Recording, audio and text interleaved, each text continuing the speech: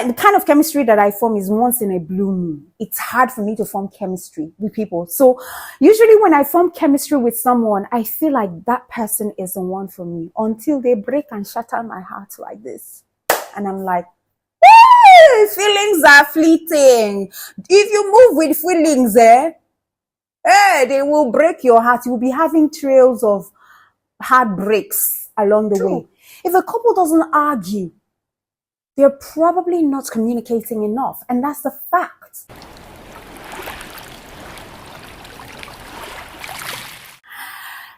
I will give you 17 bad relationship advice that will shift your current perspective. Number one, without waste of time, children will save your relationships. That's a lie from the pit of hell.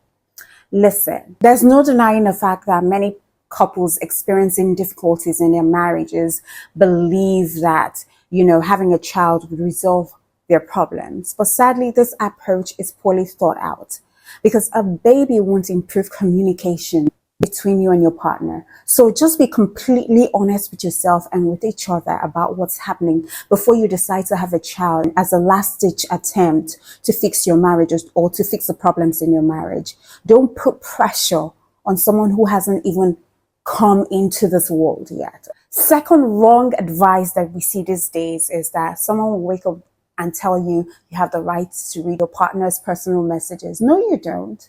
If you believe you have a right to read your partner's text messages, it really says more about you than it does about them. So you need to examine your own anxieties, your insecurities, or admit to yourself that you are with someone that you don't trust. Because if you don't trust that person, that's the only way that you would start looking at their private messages. Or maybe they've given you reasons not to trust them by always locking their phones and whatnot. Or maybe when their phone rings, they're just fidgeting. If you have that sort of partner that they're not comfortable with leaving their phone around you, then you know that there is a problem in that relationship. You don't necessarily have to search what's in the phone for you to figure out that this man or this woman is not trustworthy. But if they can leave their phones or they can hand over their phones to you to type something or to just look at social media without them jittering, then you know that there is no point looking at their text messages. But if you go all out thinking that it is your right to look at your partner's personal messages, especially when they're not around, then it's time for you to leave that relationship because you do not trust that person. Number 3 advice is you leaving the past in the past. See, in a new relationship, it's very important to stop dwelling on the past. However, certain matters are still important to talk about. You should talk about your health problems that could hinder you from having kids or any disabling condition that would make engaging in a particular activities challenging. Also, your partner has the right to know whether past financial issues might imperil, your relationship.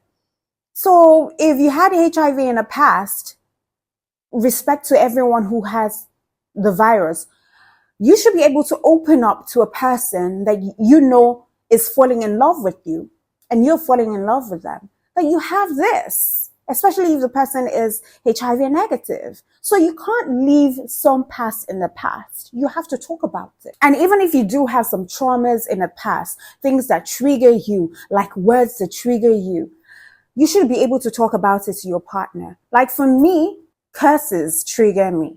And when I started to know that things like that can trigger me based on my past experiences, I don't really take lightly to people cursing me out, even playfully, like someone saying, oh, you're crazy, or get out, you're a mad girl. No, I don't take it. So anything that is triggering for you, you ought to talk about it. And maybe you could tell them how that started. It could be a childhood trauma. You should be able to talk about it so that you have a smooth ride in your relationship. Number 4 advice. Their jealousy just means that they love you. Listen, a little bit of envy or jealousy now and again is fine. But then again, if your partner frequently gets bitten by, the green-eyed monster, it's just an indication that you're into a dysfunctional relationship. Now, imagine someone who refuses to let you see your family or your friends out to jealousy, or they become envious if you go out for a date or go out for a drink with a co-worker. I mean, these are dangerous attitude or attributes, or character or whatever it is. This behavior, because they can go too far and result to an abusive condition in a relationship. Number five, advice that I know that I have talked about, and this is with regards to you meeting with someone for the first time. You don't just throw yourself out to someone like that or sleep with them on a first day just because, you don't want to play hard to get. There is a time frame for which you play hard to get. If you exceed that time frame, then it becomes ridiculous. So playing hard to get has got to have some level of time frame attached to it, because playing hard to get with a person that you're interested in will likely result in you staying single for a very long time. See, very few people have that time and drive to persistently pursue someone who doesn't return the effort. At least not today, with the abundance of options on dating apps and women on the streets and all of that stuff. If you like the person, quit playing the silly games and show some more effort. Call them, talk to them, send them messages. What's the worst that can happen? They wouldn't respond. Number 6, advice that is so wrong is you don't need an equal partner. See, it's essential to understand that anybody you decide to be with in a relationship is a worthy and deserving partner. It all comes down to respect and communication. Because what's the point if you don't feel like you can interact with each other and respect each other on the same level? It doesn't make any sense. All right? There is no balance there. Now, number 7 advice that is so wrong is a woman who earns more can be threatening to a male partner.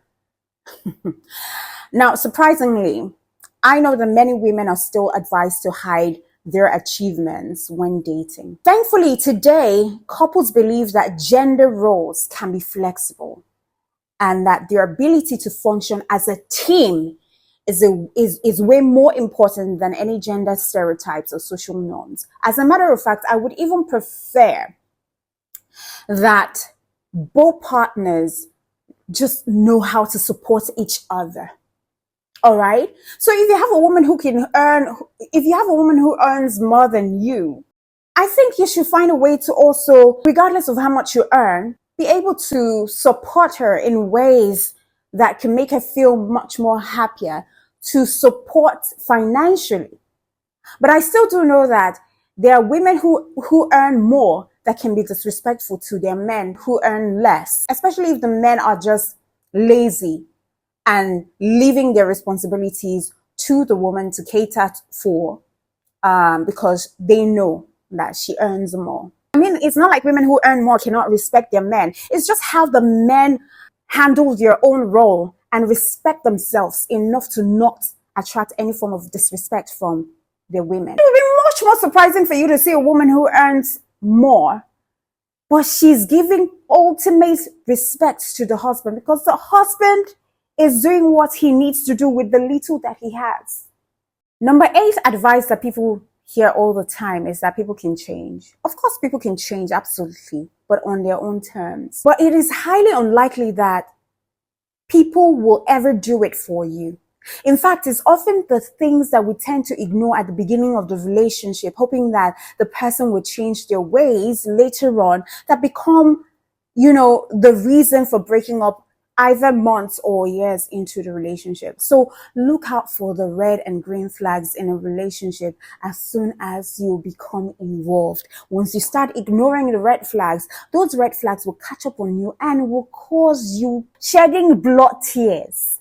So if you don't want to shed tears, don't ignore the red flags, and don't you ever think that a man would change for you or a woman would change for you, or that you can change them, or that your love is strong enough to change them. Nobody changes like that. Number 9, another advice that people tell other people is that love hurts. Love hurts, really? No. The term love does not hurt. Although we tend to sound romantic, but nothing could be farther from reality. Reality that true love doesn't hurt. It is the person who does not know how to love you that hurts you. And thus, this is a reason why you shouldn't hold back on love when you meet the right person. This is the reason why you should forget about the hurt from the pain that was caused by the wrong person. Although I would think that you would have made peace with your past for proper healing to take place. Because no person should ever have to suffer for the mistakes of your own past or your own doing. Number 10 advice that I think is so wrong is that relationships should always be easy. You shouldn't quarrel with your partner daily. But thinking that all relationships should be smooth is the wrong attitude. The bad news is that most relationships will need some level of work and hardship, even pain, to get by. The good news is that it doesn't have to endure forever. The condition is typically transient rather than permanent. It depends on how you both see the problem against your relationship or your relationship against your problem. And I would like to advise that every time that there is a difficulty in your relationship between both partners, it should be your relationship against your problem, in the sense that regardless of this aching problem, you still have each other's back and you will not go against the grind to bring down your partner or make them feel less of a person. So whatever the case is, you're going to fight through that problem and get to the other side of it. So no relationship is perfect. No relationship is smooth. And if your relationship is without arguments or fights, then you're living in fool's paradise. Number 11 advice that I think is so wrong that people give is this one. Just avoid fighting with them. Just avoid fighting with your partners. That's another lie about relationships. It is so unhealthy to clench your teeth whenever you argue with your man. Conflicts are bound to happen in any healthy relationship, but rather than remaining silent, I think you should switch up your fighting style. Every couple argues, but healthy couples argue respectfully. This is the difference.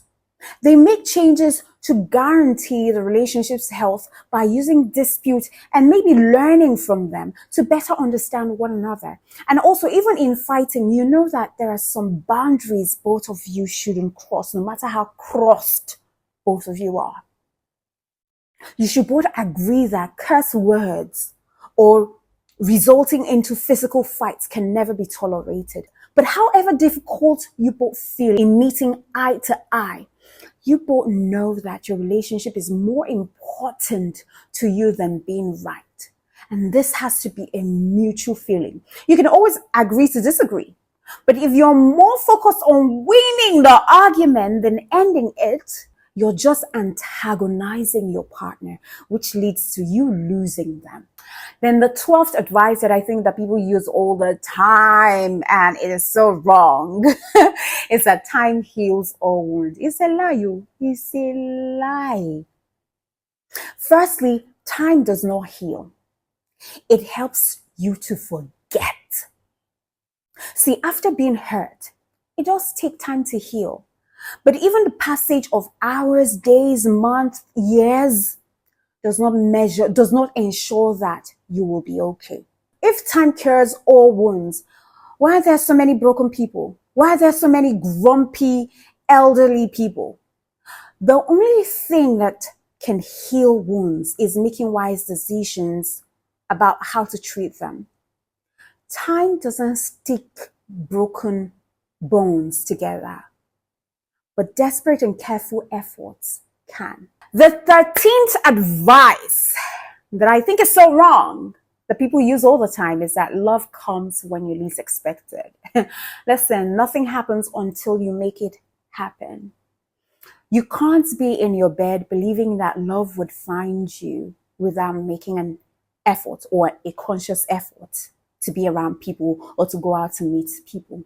You will rot in your bedroom. You'll be in your 50s, 40s, 30s, single. I mean, it's romantic to imagine that, the love of your life will just appear before you as a shop or at a store or at a coffee shop, or that you will lock eyes as they hold the door open for you. But in reality, these ideals might lead you to wait forever. Love is not a supernatural emotion that appears at random. People don't automatically fall in love. It is based on commitment. It is based on connections and effort. So believing love appears out of the blue is just a romantic nonsense. Go out there, mingle, meet with people. Number 14 advice that I think people use, and it's so wrong, is that your perfect match is out there. Listen, there is no such thing as the perfect match. So if they seem too good to be true, they probably are. Everybody has got flaws.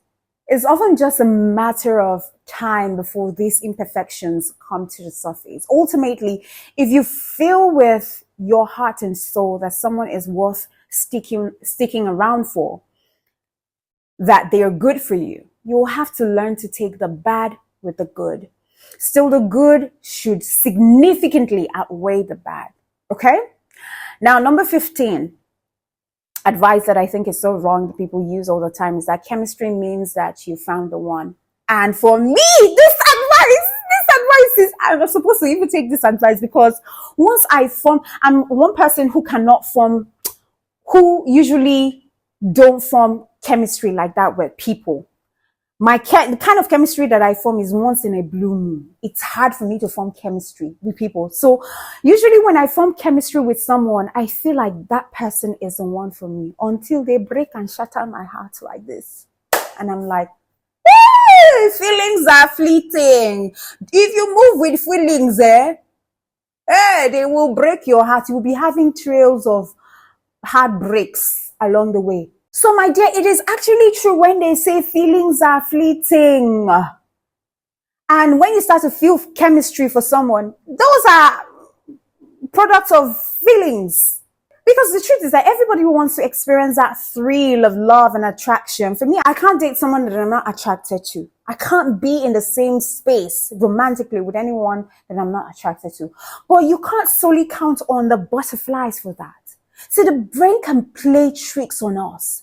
It can send an electric jolt to the body, convincing us that yes, this is the one. However, chemistry can overrule common sense and keep us with someone who isn't good for us. Now, it doesn't matter if the person has the traits that you find attractive or you seek in your potential partner.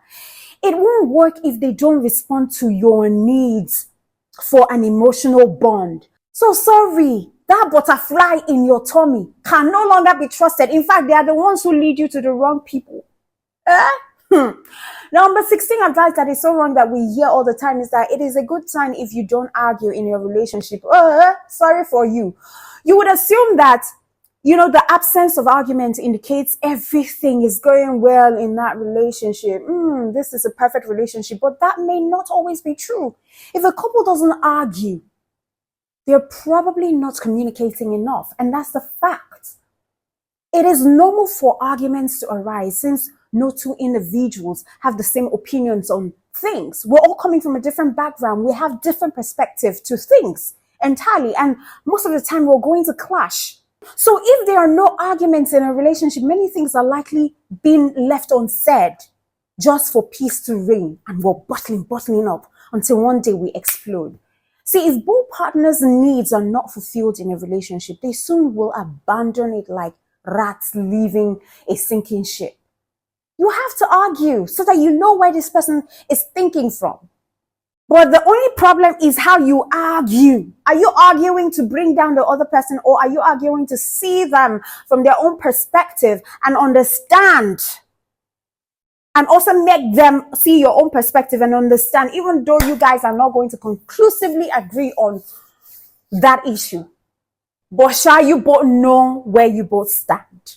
Now, number 17 advice that I would not allow you guys to take home is the one that says, let them make the first move. See, waiting for someone else to take the initiative will often lead to you waiting forever. And you'll be waiting anxiously. If you want to talk to someone, make the first move.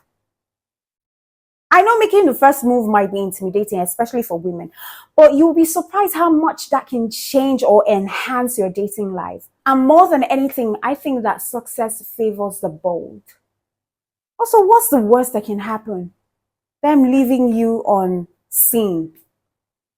If so, you just dodged the bullet. You dodged the bullet. But at the end of the day, you have made it up and clear that you've spoken, you wanted to speak to the person, and you've spoken to the person.